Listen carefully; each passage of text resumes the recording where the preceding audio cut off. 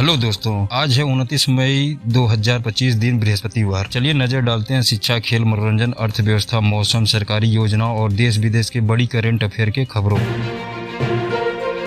शहरी शासन सूचकांक 2024 में केरल ने मारी बाजी, बना देश का नंबर 1 राज्य। दोस्तों, मैं आपको बता दूं कि हाल ही में जारी हुए अर्बन गवर्नेंस इंडेक्स 2024 में केरल ने पूरे देश में पहला स्थान हासिल किया है। इस रिपोर्ट को प्रजा फाउंडेशन ने जारी किया है। केरल को 59.31% स्कोर मिला, जो बताता है कि वहां की शहरी व्यवस्था कितनी मजबूत है। राज्य ने वित्तीय सशक्तिकरण और निर्वाचित प्रतिनिधियों की भूमिका जैसे क्षेत्रों में शानदार प्रदर्शन किया है। खास बात यह है कि केरल में हर पार्षद को कम से कम एक समिति में शामिल होना जरूरी होता है। इसके अलावा महापौरों को भी आयुक्तों की वार्षिक रिपोर्ट लिखने का अधिकार है। हालांकि शहर प्रशासन सशक्तिकरण में केरल थोड़ा पीछे है और 20वें स्थान पर है। इस सूची में उड़ीसा, महाराष्ट्र और मध्य प्रदेश जैसे राज्य भी टॉप पर रहे, जबकि पंजाब और नागालैंड जैसे राज्य निचले पायदान पर हैं। WMO ने जारी की state of global water resource report 2023। दोस्तों, हाल ही में WMO यानी वर्ल्ड मौसम संगठन ने state of global water resources 2023 नाम का एक रिपोर्ट जारी की है। इस रिपोर्ट में बताया गया है कि 2023 का साल पानी के मामले में दुनिया के लिए काफी मुश्किल भरा रहा। कई बड़ी नदियां जैसे अमेजन, मिसिसिपी, गंगा और मेकोर्ग में पानी का बहाव बहुत कम रहा। रिपोर्ट में ये भी कहा गया कि ग्लेशियरों से बर्फ पिघलने की दर पिछले 50 सालों में सबसे ज्यादा रही, जो चिंता की बात है। WMO ने कहा कि हमें जल संकट से निपटने के लिए अच्छे डेटा और मिलजुल कर काम करने की जरूरत है, ताकि आने वाले समय में पानी की कमी से बचा जा सके।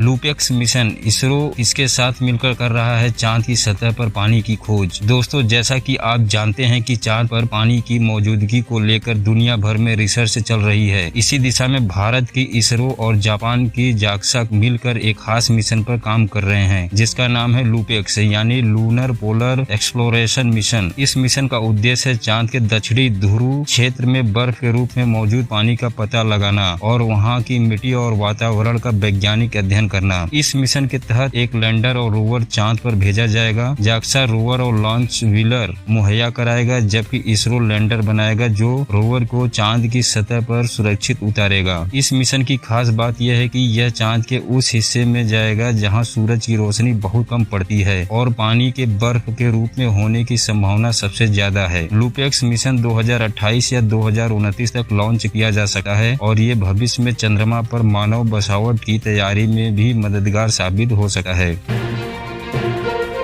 मशहूर नेपाली पर्वतारोही कामी रीता ने 31वीं बार फतह किया माउंट एवरेस्ट। दोस्तों, मैं आपको बता दूं कि दुनिया के सबसे ऊंचे पर्वत माउंटेन एवरेस्ट को 31वीं बार फतह कर एक बार फिर इतिहास रच दिया। नेपाल के मशहूर पर्वतारोही कामी रीता ने 22 मई 2024 को एवरेस्ट की चढ़ाई पूरी की और अपने ही रिकॉर्ड को तोड़ते हुए एक नया कीर्तिमान स्थापित किया। वो बचपन से ही पर्वतारोहण से जुड़े रहे और पिछले कई दशकों से शेरपा गाइड के रूप में भी काम कर रहे हैं। उनकी यह उपलब्धि न केवल नेपाल के लिए बल्कि पूरी दुनिया के पर्वतारोहियों के लिए प्रेरणा है। आपको बता दें कि कामी रीता पहली बार 1994 में एवरेस्ट पर चढ़े थे और तब से लगातार इस अभियान का हिस्सा रहे हैं। उनकी हिम्मत, ताकत और समर्पण वाकई काबिले तारीफ है। क्या भारत जल्द उड़ाएगा अपना देसी इलेक्ट्रिक ट्रेलर विमान ई हंसा? दोस्तों, एक बड़ी खबर सामने आई है कि भारत की एरोस्पेस टेक्नोलॉजी से जुड़ी हुई भारत सरकार आने वाले पायलटों की ट्रेनिंग के लिए अब पूरी तरह स्वदेशी इलेक्ट्रिक एयरक्राफ्ट तैयार कर रही है, जिसका नाम है ई हंसा। यह 2 सीटर इलेक्ट्रिक ट्रेनर विमान नेशनल एरोस्पेस लेबोरेटरी द्वारा विकसित किया जा रहा है। इसकी खास बात यह है कि यह ग्रीन एविएशन को बढ़ावा देगा और आयातित विमानों की तुलना में इसकी लागत लगभग आधी होगी। इस प्रोजेक्ट की जानकारी केंद्रीय विज्ञान और प्रौद्योगिकी राज्य मंत्री डॉक्टर जितेंद्र सिंह ने 27 मई 2025 को एक उच्च स्तरीय बैठक में दी। ई हंसा भारत की स्वदेशी एरोस्पेस तकनीक को मजबूत करने की दिशा में एक अहम कदम माना जा रहा है, जिससे भारत आने वाले समय में उड़ान प्रशिक्षण में आत्मनिर्भर बन सकेगा। अनिल कुंबले बनेंगे कर्नाटक के जंगलों के नए चैंपियन। दोस्तों, एक बेहतरीन पहल के तहत कर्नाटक सरकार ने भारतीय क्रिकेट टीम के पूर्व कप्तान अनिल कुंबले को राज्य वन विभाग और वन्य जीव संरक्षण का ब्रांड एम्बेसडर नियुक्त किया है। यह घोषणा 27 मई 2025 को कर्नाटक के पर्यावरण मंत्री ईश्वर बी खांड्रे ने बेंगलुरु में की, जहां वन पुनः प्राप्ति और हरित क्षेत्र विकास की कई योजनाएं शुरू की गई। कुंबले सिर्फ क्रिकेट में ही नहीं बल्कि पर्यावरण के क्षेत्र में भी पहले से सक्रिय रहे हैं। उन्होंने यह भूमिका बिना किसी मानधन के स्वीकार की है, जो उनके समर्पण को दर्शाता है। सरकार को उम्मीद है कि उनकी मौजूदगी से जैव विविधता की रक्षा और जागरूकता अभियान को नई ताकत मिलेगी। यह कदम राज्य में जनभागीदारी और पर्यावरण संरक्षण को बढ़ावा देने की दिशा में एक प्रेरक उदाहरण बन सकता है।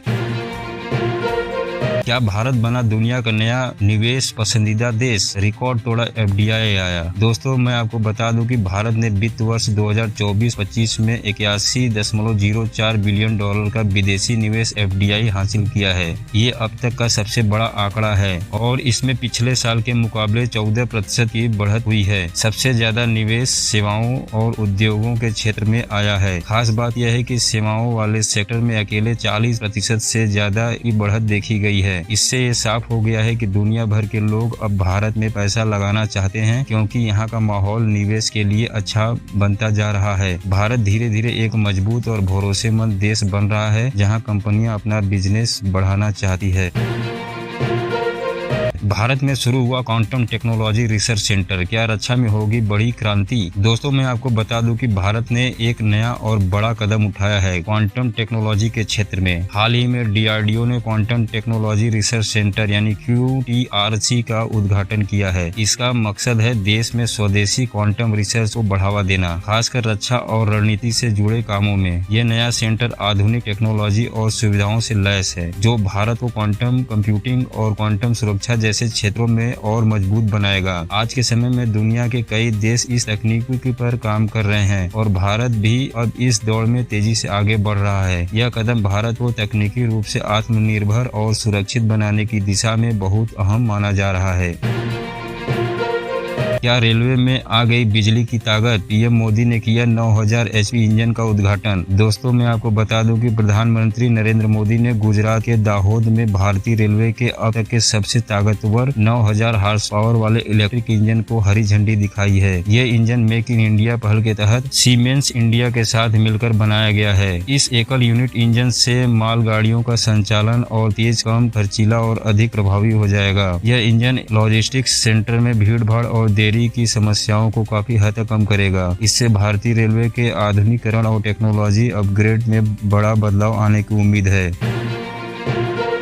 क्या आपको पता है भारत की कॉफी राजधानी कौन है? जानिए चिकमंगलुरु की खास कहानी। दोस्तों, अगर आप कॉफी के शौकीन हैं तो आपको ये जरूर जानना चाहिए कि भारत की कॉफी राजधानी कौन है। इसका जवाब है चिकमंगलुरु, जो कि कर्नाटक राज्य में स्थित है। कहते हैं कि भारत में कॉफी की शुरुआत 17वीं सदी में हुई थी, जब एक सूफी संत बाबा बुदन यमन से 7 कॉफी बीज लाकर यहाँ की पहाड़ियों में बो दिए। बस यहीं से शुरू हुई भारत की कॉफी यात्रा और आज चिकमंगलुरु देश का सबसे बड़ा कॉफी उत्पादक क्षेत्र बन चुका है। यहाँ उगाई गई कॉफी सिर्फ भारत में नहीं बल्कि दुनिया भर में एक्सपोर्ट होती है। चिकमंगलुरु की पहाड़ियों, मौसम और मिट्टी कॉफी की खेती के लिए बेहद अनुकूल मानी जाती है। तो अगली बार जब आप कॉफी पिए तो याद रखिए उसकी खुशबू में बसी है चिकमंगलुरु की मिट्टी की कहानी। तो दोस्तों, आज की वीडियो में सिर्फ इतना ही। मिलते हैं अगले नए करंट अफेयर न्यूज के वीडियो के साथ। तब तक के लिए बाय बाय।